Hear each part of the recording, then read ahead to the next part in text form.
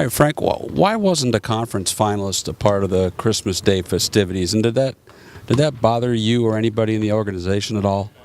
I think it's just it's based on markets, more than anything, and I think they look at some of the best teams that are going and try to get them in there if it matches up that way. But really not anything to bother me. I actually prefer being off on Christmas, more family time, and I think most of our organization is okay with it. The important thing is you guys didn't have to wear those uniforms. What do you think of those? What do you think of those pajamas they were wearing? Well, last time I saw them being used was kind of in high school girls basketball, and I thought they looked good on the high school girls. I'd rather see the tank tops that we traditionally wear. Yes. I don't think Roy would look good in it. That's just me. Hey, the fast start has drawn so much national attention. I've heard you on Dan Patrick and various other shows. Have you had to change up your schedule at all to accommodate some of the desires of the national media? Not really. I mean, it's all done pretty easily over the phone. Most of these interviews, so there hasn't been anything where I've really had to change my schedule. When I do the post practice or post shoot around media, sometimes it'll take me 5 extra 10 minutes. I got to call in this show or that show, but nothing too drastic. The hype around the New Jersey Nets, they're paying more in luxury tax than I think some teams are paying in their entire payroll. Why do you think it hasn't worked for them? Why do you think that this is the team you're playing on Saturday? Why are they struggling so much? Well, I think the biggest thing is injuries, and they've had not just one or two guys out. I mean, they've had just about everybody out for some stretch of their season, and when you're dealing with injuries with a group that's been together, it can be manageable. When you're dealing with injuries with a group that was just put together largely this summer with a new coach, a new system, it can be devastating. And I think it's had a devastating effect on them early on. I do think if they're able to get everybody healthy, they can make a pretty good run. They've got a bunch of talent there, and I think Jason's going to be a heck of a coach. So I think it's just a matter of time and getting healthy.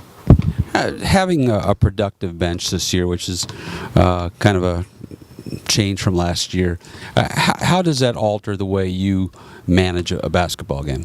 It really hasn't. It hasn't changed that much for me. I still like the idea of staggering the rotations so that there's a couple of starters out there, pretty much at all times. But you definitely have more flexibility to manage guys' rest, manage their bodies. You're not overplaying guys' minutes, putting them at risk for injury, and that's a luxury a lot of coaches don't have. Does this help you in the long term? Now with Scully, you don't have to play David West quite so many minutes. With Paul, you got Danny coming off the bench. Does it help you moving forward? No question. It definitely does. Again, you look at Coach Popovich being, the most decorated coach in the game right now. He's always believed very strongly in managing, the minutes of his star players, and we're trying to do that here. And having a healthy bench is a great start in doing that. In what ways has Lance Stephenson refined his game in the last year or so? Has he improved more this year than he did last year?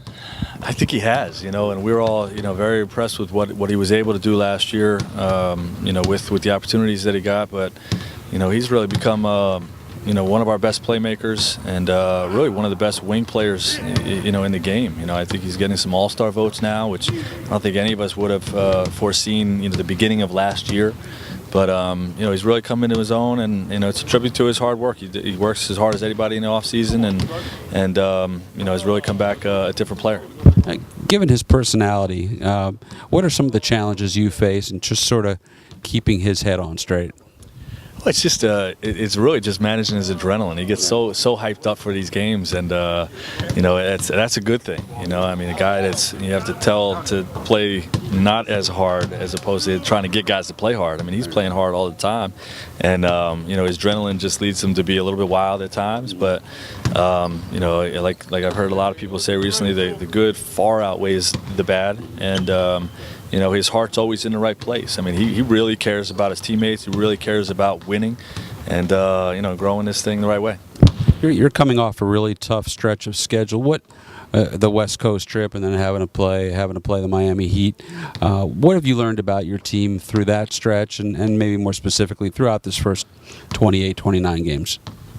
I think I've learned that we can beat anybody, and that we're built, I think, to have a legitimate chance to compete for the 1 seed in the East. Give ourselves that advantage that we're trying to look for come playoff time. I think it's attainable, but it's something we have to go out and get. And these guys are just confirming my belief that it's attainable. Do you have any worry at all that you guys are so laser focused on that number 1 seed that you run out of gas at some point?